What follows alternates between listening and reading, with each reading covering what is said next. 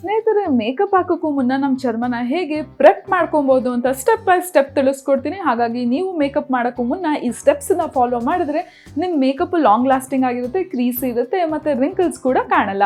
ನೀವು ನೋಡ್ತಾ ಇದ್ದೀರಾ ವಿಜಯ್ ಕರ್ನಾಟಕ, ನಾನು ನಿಮ್ಮ ಸಾರಿಕಾ. ಸ್ನೇಹಿತರೆ, ಮೊದಲನೇದಾಗಿ ನಾನು ಏನು ಹೇಳಕ್ಕೆ ಇಷ್ಟಪಡ್ತೀನಿ ಅಂದರೆ, ನಿಮ್ಮ ಸ್ಕಿನ್ನಿಗೆ ಯಾವ ಪ್ರಾಡಕ್ಟು ಟಚ್ ಆಗ್ತಿದೆ ಅದು ತುಂಬ ಒಳ್ಳೆ ಕ್ವಾಲಿಟಿ ಇರುವಂತಹ ಪ್ರಾಡಕ್ಟ್ ಆಗಿರ್ಬೋದು. ಹೌದು, ಒಂದೊಂದ್ಸತಿ ಕಾಸ್ಮೆಟಿಕ್ಸ್ ತುಂಬ ಕಾಸ್ಟ್ಲಿ ಅನಿಸುತ್ತೆ, ಸೊ ನಾವು ಸ್ವಲ್ಪ ಚೀಪ್ ಇರೋ ಪ್ರಾಡಕ್ಟಿಗೆ ಹೋಗ್ತೀವಿ. ಆದರೆ ದಯವಿಟ್ಟು ಆ ಥರ ಮಾಡಬೇಡಿ. ತೊಗೊಳ್ಳೋದಾದರೆ ಸ್ವಲ್ಪ ಹೈ ಕ್ವಾಲಿಟಿ ಪ್ರಾಡಕ್ಟ್ಸ್ಗಳೇ ತೊಗೊಳ್ಳಿ, ಯಾಕೆಂದರೆ ಅದು ಸ್ಕಿನ್ ಅಲ್ವಾ, ಸೊ ಅದೇ ನಮ್ಮ ಬ್ಯೂಟಿನ ಎನ್ಹಾನ್ಸ್ ಮಾಡೋದು. ಸೊ ಆದಷ್ಟು ಒಳ್ಳೆ ಕ್ವಾಲಿಟಿ ಇರುವಂತಹ ಪ್ರಾಡಕ್ಟ್ಸ್ ತೊಗೋಬೇಕಾಗತ್ತೆ. ಸೊ ಇವಾಗ ನಾನು ನಿಮಗೆ ಪಾಯಿಂಟ್ಸ್ ಹೇಳ್ತೀನಿ ಏನೆಲ್ಲ ಅಂತ. ಮೊದಲನೇ ಸ್ಟೆಪ್ಪು ನೀವೇನಂತ ಹೇಳಿದ್ರೆ, ನೀವು ಮೇಕಪ್ ಮಾಡೋಕ್ಕೂ ಮುನ್ನ ನಿಮ್ಮ ಫೇಸನ್ನ ವಾಶ್ ಮಾಡಬೇಕಾಗತ್ತೆ. ಮೈಲ್ಡ್ ಆಗಿರುವಂತಹ ಕ್ಲೆನ್ಸರಲ್ಲಿ ವಾಶ್ ಮಾಡ್ಕೊಬೇಕು. ಸೋಪಲ್ಲೂ ಮಾಡ್ಕೊಬೇಡಿ, ಫೇಸ್ ವಾಶಲ್ಲೂ ಮಾಡ್ಕೊಬೇಡಿ. ಮೈಲ್ಡ್ ಆಗಿರುವಂತಹ ಕ್ಲೆನ್ಸರಲ್ಲಿ ನೀಟಾಗಿ ನೀವು ಫೇಸ್ ವಾಶ್ನ ಮಾಡ್ಕೊಬೇಕಾಗತ್ತೆ.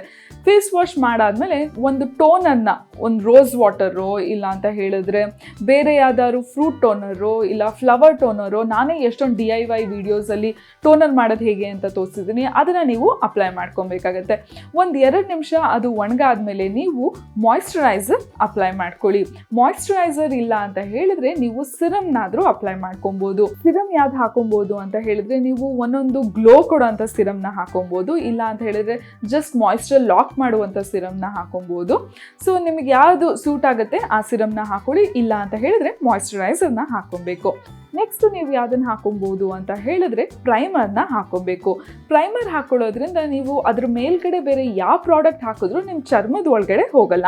ಸೊ ಆಗ ನೀವು ಪ್ರೈಮರ್ ಹಾಕೊಂಡ್ಬಿಟ್ಟು ನೀವು ಏನು ಬೇಕಾದರೂ ಹಾಕೊಬೋದು. ಹಾಗಾಗಿ ನೆಕ್ಸ್ಟು ಪ್ರೈಮರ್ನ ಹಾಕೊಬೇಕಾಗತ್ತೆ. ಸೊ ಪ್ರೈಮರ್ ಹಾಕಿ 1-2 ಮಿನಿಟ್ಸು ಚೆನ್ನಾಗಿ ಈ ರೀತಿ ಒಣಗಿಸ್ಕೊಳ್ಳಿ. ಒಣಗಾದ್ಮೇಲೆ ನೀವು ಸನ್ಸ್ಕ್ರೀನ್ನ ಹಾಕೊಬೋದು.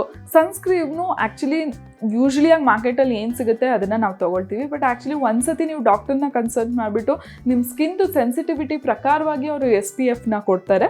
ಸೊ ಅದ್ರ ಪ್ರಕಾರವಾಗಿ ನೀವು ಸನ್ಸ್ಕ್ರೀನ್ ಹಾಕೊಂಡ್ರೆ ಒಳ್ಳೆಯದು. ಸೊ ಸನ್ಸ್ಕ್ರೀನ್ ಹಾಕಿ 1-2 ಸೆಕೆಂಡ್ಸು ಸ್ವಲ್ಪ ಡ್ರೈ ಆಗೋಕ್ಕೆ ಬಿಡಿ, ಸ್ವಲ್ಪ ಬ್ರೀಸ್ನ ಕೊಡಿ.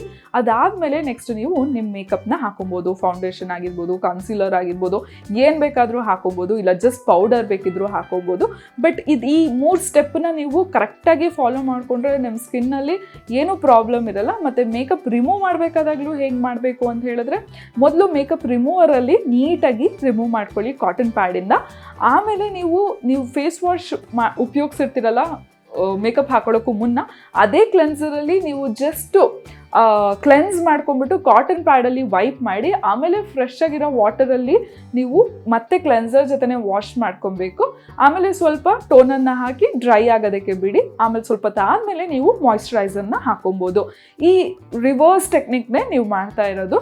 ಸೊ ಆದಷ್ಟು ನೀವು ಇದನ್ನು ಫಾಲೋ ಮಾಡಿದ್ರೆ ನಿಮ್ಮ ಚರ್ಮದಲ್ಲಿ ಆಕ್ನೆಗಳು ಬರಲ್ಲ, ಮತ್ತು ರಿಂಕಲ್ಸ್ ಬರಲ್ಲ, ಮತ್ತು ಅಲರ್ಜಿ ಉಂಟಾಗಲ್ಲ, ಮತ್ತು ಹೆಲ್ತ್ ಪ್ರಾಬ್ಲಮ್ಸು ಇರಲ್ಲ. ಮತ್ತು ಮರಿದೇನೆ ತುಟಿಗೂ ಮಾಯಿಶ್ಚರೈಸರ್ ಹಾಕೊಬೇಕಾಗತ್ತೆ. ಲಿಪ್ಸ್ಟಿಕ್ ರಿಮೂವ್ ಮಾಡಾದ್ಮೇಲೂ ಲಿಪ್ಸ್ಟಿಕ್ ಹಾಕೋಕ್ಕೂ ಮುನ್ನೂ.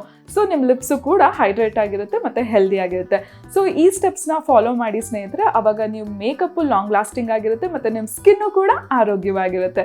ನೆಕ್ಸ್ಟ್ ಎಪಿಸೋಡಲ್ಲಿ ನಾನು ನಿಮಗೆ ಇನ್ನೊಂದು ಬ್ಯೂಟಿ ಟಿಪ್ಸ್ ಬಗ್ಗೆ ತಿಳಿಸ್ಕೊಡ್ತೀನಿ. ಈ ವಿಡಿಯೋ ಇಷ್ಟ ಆದಲ್ಲಿ ಲೈಕ್ ಮಾಡಿ, ಕಮೆಂಟ್ ಮಾಡಿ, ಮತ್ತು ಎಲ್ಲರಿಗೂ ಈ ವಿಡಿಯೋನ ಶೇರ್ ಮಾಡೋದಕ್ಕೆ ಮರಿಬೇಡಿ. ನಾನು ನಿಮ್ಮ ಸಾರಿಕಾ. ನೆಕ್ಸ್ಟ್ ಎಪಿಸೋಡಲ್ಲಿ ಸಿಗೋಣ. ಟೇಕ್ ಕೇರ್, ಬಾಯ್.